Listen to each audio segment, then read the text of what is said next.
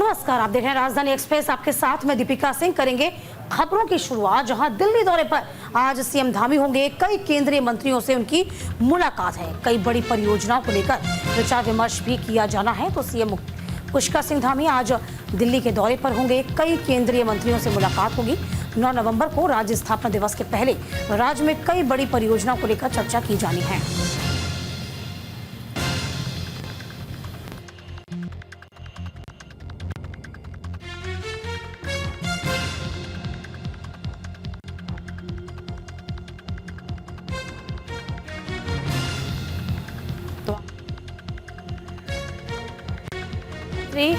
उनसे मुलाकात करेंगे। देखिए, तमाम जो परियोजनाएं हैं, जो बड़ी परियोजनाएं हैं, उन्हीं को लेकर चर्चा और विचार विमर्श भी किया जाना है। तमाम जो मंत्री हैं, उन लोगों से मुलाकात की जानी है, विचार विमर्श होगा। राज्य में कई परियोजनाएं संचालित हैं, उन परियोजनाओं में आगे किस तरीके से विकास हो, कैसे प्रोग्रेस हो, उस पर विचार विमर्श किया जाएगा।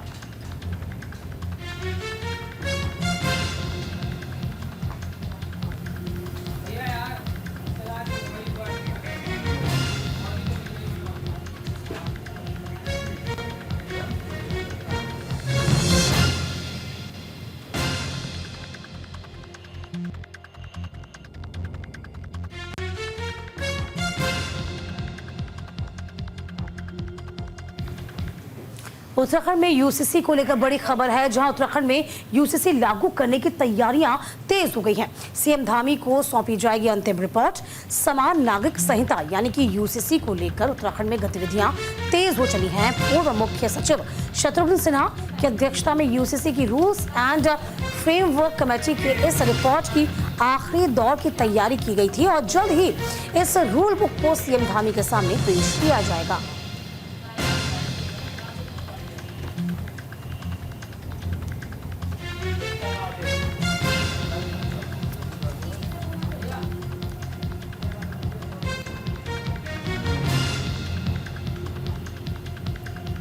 तो सीएम धामी के सामने ये रूल बुक, जहां उत्तराखंड में यूसीसी लागू करने की तैयारी की गई है। समिति ने 500 पन्नों की रिपोर्ट को अंतिम मंजूरी भी दी है।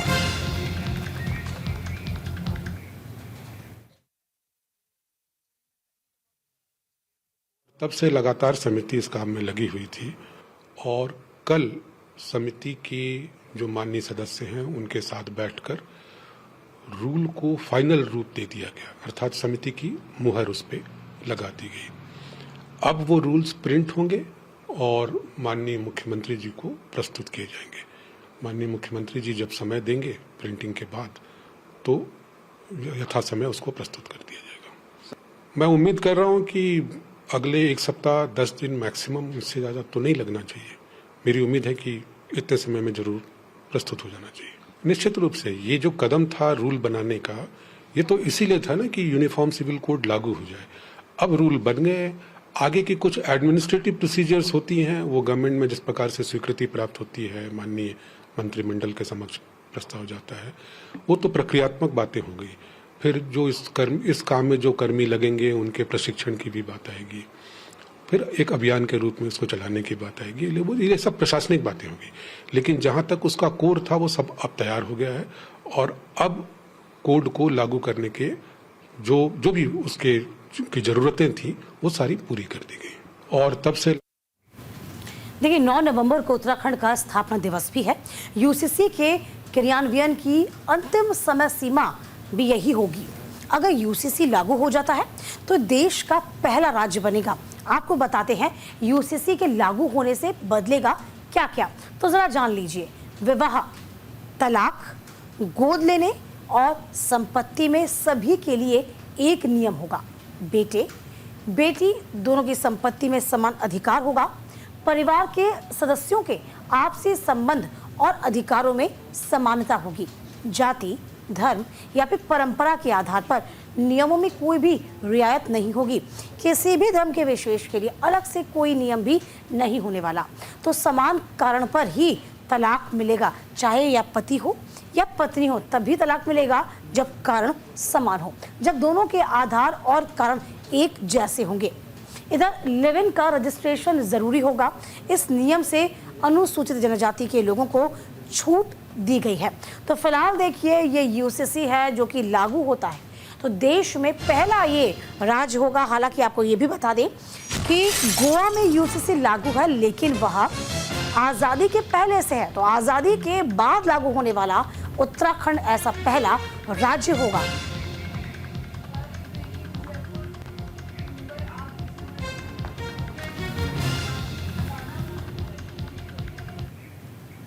देहरादून से बड़ी खबर है, जहां सचिवालय की वेबसाइट हैक का मामला सामने आया। सचिवालय में सोशल साइट के इस्तेमाल पर बैन कर दिया गया है। सचिवालय की वेबसाइट और सर्वर हैक के बाद ये फैसला लिया गया है। सर्वर हैक करने का डर, प्रशासन ने इस बाबत अलर्ट जारी किया। तो उत्तराखंड सचिवालय पर हुए साइबर हमले के बाद प्रशासन अलर्ट मोड पर है। सचिवालय प्रशासन ने सख्त आदेश दिए कि सचिवालय के किसी भी कंप्यूटर पर सोशल साइट ओपन न की जाए।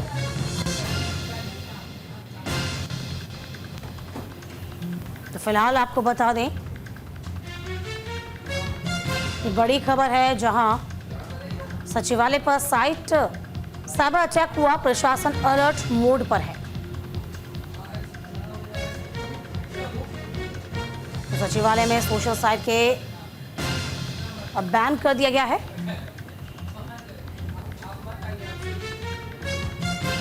सर्वर हैक करने का डर अब सता रहा है, प्रशासन अलर्ट पर है।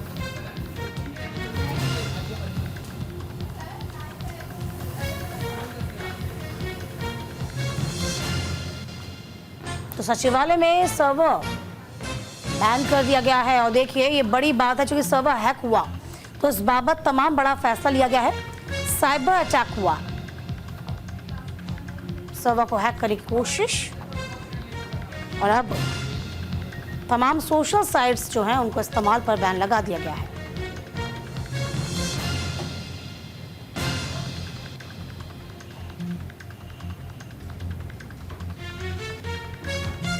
ये बड़ी खबर आप तक पहुंचा रहे हैं, बड़ी जानकारी।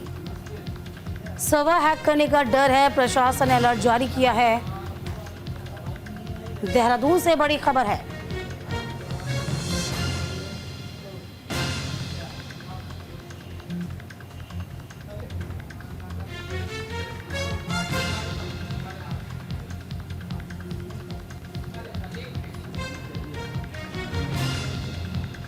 देखिए, सचिवालय पर साइबर अटैक हुआ जिससे प्रशासन हरकत में आ चुका है।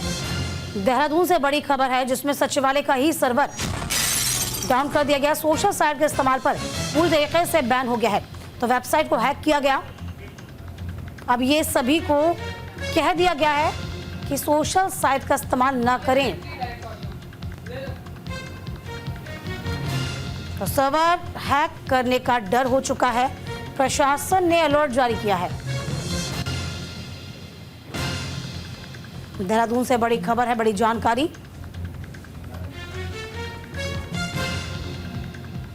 सचिवालय में सोशल साइट पर बैन किया गया। सचिवालय की वेबसाइट और सर्वर के हैक के बाद ये बड़ा फैसला लिया गया है।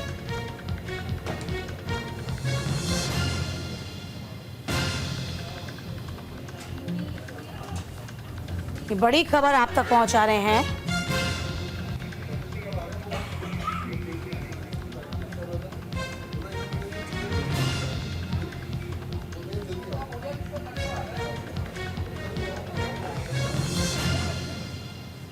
तो फिलहाल सर्वर हैक करने का डर है, इसे प्रशासन ने अलर्ट जारी किया है।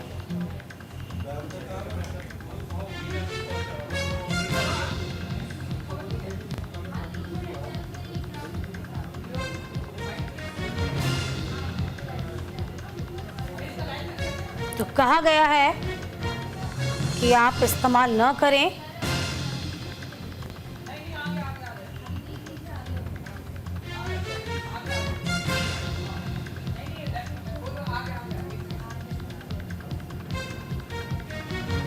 तो सर्वर के इस्तेमाल करने पर रोक लगा दी गई है, यानी कि आप वेबसाइट हैक हो सकती है। साइबर अटैक की ये सूचना है, हड़कंप की स्थिति बन चुकी है। अनुज हमारे सहयोगी इस पूरी खबर पर नजर बनाए हुए हैं। अनुज, क्या कुछ खबर है? सचिवालय पर साइबर अटैक हुआ, प्रशासन अलर्ट पर है, क्या जानकारी? बिल्कुल दीपिका, चूंकि लगातार वेबसाइटों को लेकर के सरकार नीति और नियम बनाने जा रही थी, लेकिन अभी करीब 10 से 15 दिन पहले पूरा साइबर अटैक हुआ, जिसके कारण जो है वायरस आने के कारण पूरे सचिवालय का सिस्टम हो या मुख्यमंत्री आवास का सिस्टम हो, चाहे वो सारी वेबसाइटें, ये सभी बंद हो गई थी। इन तमाम तकनीकी को लेकर के मुख्यमंत्री ने ताबड़तोड़ एक्शन लिया, चाहे वो NIT हो, चाहे साथ साथ IIT की जो कंपनियां हैं, इन तमाम कंपनियों को मुख्यमंत्री ने उनसे जवाब तलब किया कि ये ऐसा क्यों हुआ।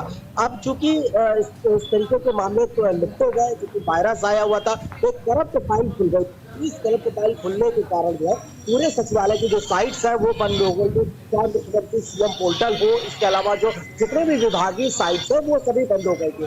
अब ये फैसला लिया गया है जो सचिव IT किए हैं नितेश झा द्वारा, कि अब कोई भी, चाहे वो सचिवालय हो या किसी भी डिपार्टमेंट में हो, तो सोशल साइट्स है उनको नहीं खुल सकता है। चाहे वो व्हाट्सएप हो, चाहे वो फेसबुक हो, चाहे वो इंस्टाग्राम हो, चाहे वो X हो, इन तमाम जो सोशल साइट्स है उनको खोलने के लिए बैन कर दिया जाए। आप जो ऑफिशियल वेबसाइट है उसी पे काम कर सकते हैं, चाहे सचिवालय में हो, सचिवालय के अलावा जितने भी डिपार्टमेंट है उन सभी डिपार्टमेंट्स में इस बात को बोला गया है कि आप सोशल साइट्स नहीं चला सकते, आप जो आधिकारिक वेबसाइट है आप वेबसाइट को चला सकते हैं। मतलब हम ये कह सकते हैं अनुज कि पर्सनल इस्तेमाल करने के लिए जो हम सोशल मीडिया का यूज करते हैं उसको पूरी तरीके से बैन कर दिया है। बिल्कुल, आप अपने मोबाइल पे चला सकते हैं, लेकिन जो सरकारी सिस्टम है, जो कंप्यूटर सिस्टम है, जो लैपटॉप है, उस पे आप सोशल साइट्स नहीं इस्तेमाल कर सकते हैं। अभी तक की क्या होता था दीपिका, कि जो व्हाट्सएप होता था वो आप अपने जो सिस्टम पे या आप अपने लैपटॉप पे खोल लेते थे, जिससे आप अपने जो कार्य थे वो आसानी से कर पाते थे। लेकिन अब तो सिस्टम पे व्हाट्सएप खोलना या फेसबुक खोलना, जो सोशल साइट्स पे आप बैन कर दिया गया, क्योंकि लगातार वायरस का खतरा बढ़ रहा है, साइबर सिक्योरिटी को लेकर के खतरा बढ़ रहा है। तो इसी के मद्देनजर ये कदम उठाया गया है कि जो ऑफिशियल वेबसाइट होगी, जो सचिवालय का सिस्टम, जो कंप्यूटर सिस्टम है, चाहे वो लैपटॉप हो या कंप्यूटर सिस्टम हो, उन तमाम सिस्टमों में जो है अब केवल आधिकारिक वेबसाइट ही खुलेगी। अगर आप सोशल साइट्स खोलते हैं उससे, तो उसके लिए सबसे पहले बात बैन का ऑप्शन आ चुका है। तो अब वहां से सोशल तो आप उस सिस्टम पर नहीं खोल सकते। हालांकि आप अपने मोबाइल पर्सनल चीजों के लिए आप अपना खोल सकते हैं, लेकिन जो सरकारी सिस्टम है उस पर आप नहीं खोल सकते। अच्छा, चलिए अब आगे ये जो तमाम चीजें हैं ये कब तक लागू रहेंगी, इसको लेकर प्रशासन की ओर से क्या कुछ कह रहे हैं, इन कमियों को सुधारने के लिए काम किया जा रहा है? बिल्कुल, जिस तरीके से साइबर अटैक हुआ है, चाहे वो कुछ सचिवालय हो या अन्य सभी डिपार्टमेंटों में, क्योंकि सभी साइट्स बंद हो गई थी, तो ITDA ने ये फैसला लिया और प्रशासन इसको पूरी तरीके से तलब करा रहा है। क्योंकि जब वहां से ही डाटा जो ITDA से जो डाटा आ रहा है NIC से, तो उस NIC से ही वो चीज जारी कर दी जाएगी। तो आप अपने सिस्टम में खोल ही नहीं सकते हैं साइट्स को, आप अपने मोबाइल में साइट्स जरूर खोल सकते हैं, लेकिन उस सिस्टम से जो सरकारी सिस्टम लगा हुआ है, उस सिस्टम पे या लैपटॉप लगा हुआ है, तो उस सिस्टम पे आप वो साइट्स पहले से ही बैन कर दी गई है। और ये बात बता भी दी गई है, पूरे सचिवालय में आदेश जारी कर दिया गया, चाहे वो सचिवालय हो या जो जगह जगह पे अन्य डिपार्टमेंट बने हुए हैं, वहां पर भी ये बाकायदा प्रस्ताव के तौर पे चला जा भी चुका है कि इस तरीके की जो साइट, सोशल साइट है, उन पर बैन कर दिया जाएगा। चलिए, बहुत शुक्रिया अनुज आपका तमाम जानकारी देने के लिए।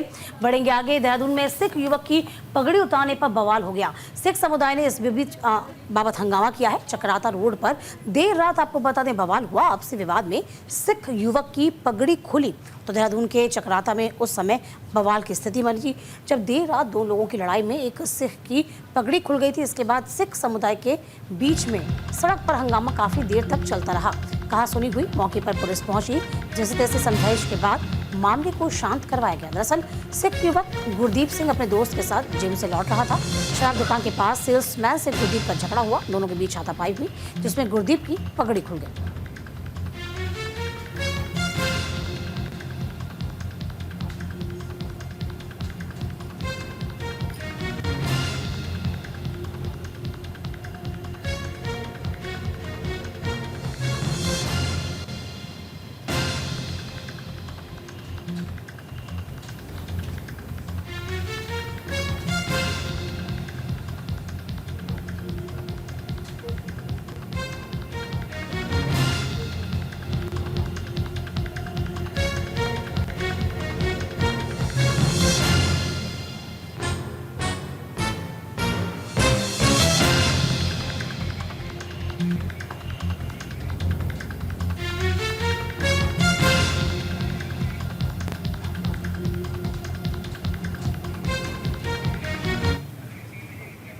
इधर रुड़की में बीजेपी की जश्न का माहौल है। हरियाणा में बीजेपी की सरकार बनने पर खुशी जाहिर की गई है। कार्यकर्ताओं ने आतिशबाजी की है, खुशी जाहिर की। हरियाणा में बीजेपी की सरकार बनने की खुशी में रुड़की के चंद्रशेखर चौक पर बीजेपी कार्यकर्ताओं ने जोरदार जश्न मनाया। इस दौरान कार्यकर्ताओं ने आतिशबाजी की, मिठाई बांटकर खुशी का इजहार किया। बीजेपी कार्यकर्ताओं ने कहा, मोदी सरकार में महिलाओं को सुरक्षा मिली है।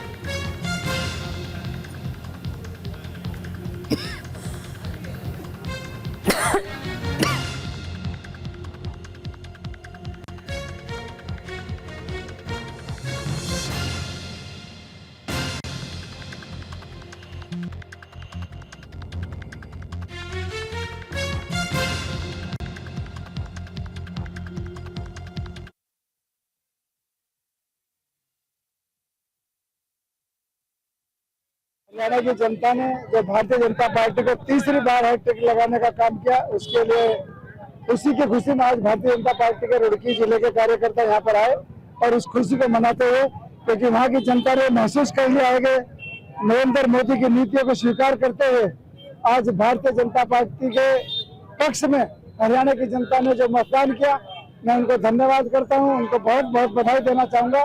तो वहाँ पर ये महसूस हो गया कि भारतीय जनता पार्टी एक ऐसी पार्टी है जो सबका साथ और सबका विकास में काम करती है। हैट्रिक लगा दी। जम्मू कश्मीर में भी आप महसूस कर रहे होंगे कि जितना हिंदुत्व की सीट है टोटल की टोटल भारतीय जनता पार्टी को मिली है। उनके गठजोड़ में भी आप देख रहे होंगे कांग्रेस कहाँ खड़ी है। हरियाणा में जो वो एग्जिट पोल दिखा रहे थे वो जनता को भ्रमित कर रहे थे। वो पुराने लोग थे, पुराना वो एग्जिट पोल था जिसको कि वो बार बार उसको दिखा रहे थे जनता के सामने, जनता को भ्रमित कर रहे थे। तो हमने पहले ही बोल दिया था कि नरेंद्र मोदी जी की नीतियों से, कार्यशैली से प्रभावित होकर पूरा हरियाणा जो है भाजपा में होगा। और अब देख लीजिए आप कि भाजपा में है और भाजपा की सरकार बन गई है हमारी और भारी मतों से सारे लोग जीते हैं।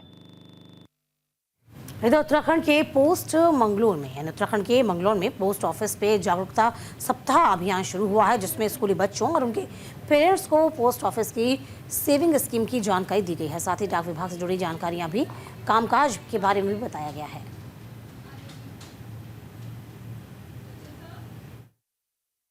सप्ताह का तो ऐसा नहीं है कि भैया पर्टिकुलर एक मंथ ही हम दे दे, पर्टिकुलर एक डेट ही दे दे। ये तो लाइफ टाइम के लिए है कि भैया ये एक वो होता है ना कि भाई हमारा 11 से हमारा ये डाक सप्ताह चल रहा था, इस उसमें जरा हमें अपने ऑफिस का ऐड के लिए, क्योंकि हमारे ऑफिस में क्या क्या स्कीमें चल रही उन सब के बारे में। अदरवाइज ऐसा कोई पर्टिकुलर डेट नहीं है भैया कि नहीं हमें 11 तारीख तक ही करना है। ये तो लाइफ टाइम है, जब जो है कि वैसे हमारे ऑफिस में जैसा इंश्योरेंस का चल रहा है और सेविंग का हमारा है। मनी ऑर्डर कैसे होता है, अब डिजिटल युग जैसे बताया, डिजिटल युग आ गया है। बैंक से ज्यादा लोग हमारे ऑफिस से भरोसा करते हैं। ये तो हमारे दादाजी के टाइम से भी पुराना है, इतना तो बैंक आउटर में नहीं है जितना हमारा पोस्ट ऑफिस अपना आउटर में है, हर जगह गांव ये मेरे ख्याल से जाता है। सर बच्चों को तो सबसे पहले सब चीज की जानकारी देगी। इवन सबसे इम्पोर्टेंट जो आज के टाइम पे जरूरी है, सेविंग बहुत मस्ट है भाई। अब जैसे बच्चों का आज के टाइम में, मैं अपने बच्चों की बात करती हूँ, ले 100 रुपए ले लो बेटा, जाओ कुरकुरे खा लो, चिप्स खा लो। लेकिन मोस्ट इंपॉर्टेंट चीज है कि बच्चे जैसे अभी छोटे हैं, इनकी कैचिंग पावर अभी हम इनके दिमाग में जो बैठा देंगे आगे लाइफ टाइम तक ये चला। अभी बताएंगे सेविंग का इंपॉर्टेंस क्या आज के टाइम पे, किस तरह से हमारे मदर फादर तक स्ट्रगल करते हैं, सुबह से लेकर शाम तक जाते हैं, इनके लिए मेहनत करते हैं। तो इनको भी उसी मेहनत को पता चलना चाहिए ना कि सेविंग की क्या इंपॉर्टेंस है आज के टाइम, ताकि आगे जाने पे इनको दिक्कत ना पड़े बच्चों को अपना। 7 तारीख से लेकर 11 तारीख तक ये हमारा डाक सप्ताह चल रहा है, नेशनल लेवल पे चल रहा है। और इसमें डाक विभाग की विभिन्न जो हमारी सेवाएं हैं उनके बारे में हम जानकारी देते हैं। और ये वित्तीय सशक्तिकरण का चल रहा है, इसमें हमने 11 तारीख को डाक चौपाल भी रखते हैं। डाक चौपाल में पब्लिक को अपनी सेवाओं के बारे में सारी जानकारी देते हैं। और ये हमारा PLI RPLI का बिजनेस, महिला सम्मान स्कीम, आपका सुकन्या स्कीम, इन सब की जानकारी देके और इसमें सबसे बिजनेस इकट्ठे करने का हमारा इरादा। इधर विकास नगर में कांग्रेस का प्रदर्शन लगातार जारी है। जमीनों की बिक्री पर लगी रोक हटाने की मांग की जा रही है। विकास नगर में तहसील कार्यालय का घेराव किया गया। विकास नगर के कई इलाकों में जमीनों की बिक्री पर लगी रोक को हटाने के लिए कांग्रेस कार्यकर्ताओं ने तहसील पर प्रदर्शन किया। इस दौरान कांग्रेस कार्यकर्ताओं ने उप जिलाधिकारी विकास नगर के जरिए DM को ज्ञापन सौंपा। दरअसल हरबतपुर के विवेक विहार, एनफील्ड ब्रांच, दिनकर विहार सहित लाइन, जीवनगढ़ जैसे इलाकों में लंबे वक्त से भूमि के विक्रय पर रोक लगी हुई है। कांग्रेस कार्यकर्ताओं का कहना है कि सरकार जहां एक लोगों को सरकारी मकान देने का काम कर रही है, दूसरी ओर बड़े पैमाने पर लोगों की खरीदी गई जमीन, उनके मकानों को मालिकाना हक नहीं मिल पा रहा। बहुत से लोगों के मकान प्लॉट के दाखिल को भी उसको भी खारिज कर दिया गया है।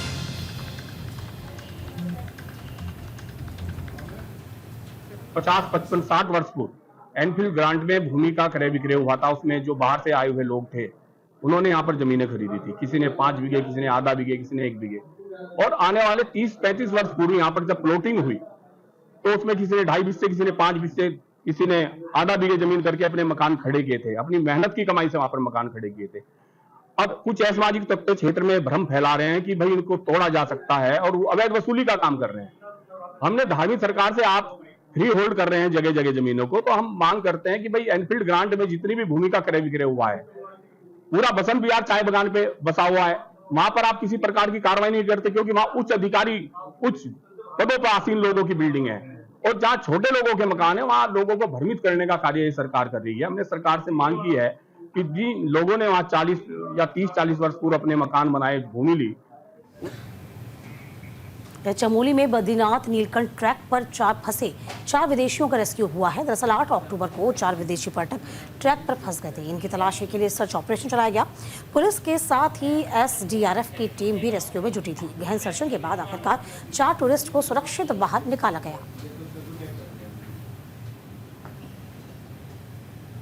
तो फिलहाल ट्रैक पर फंसे थे 4 विदेशी टूरिस्ट। तस्वीर देखिए, नीलकंठ ट्रैक पर फंसे थे टूरिस्ट, इनका रेस्क्यू किया गया है। चमोली से तस्वीर है, 4 विदेशी टूरिस्ट के फंसे होने की खबर।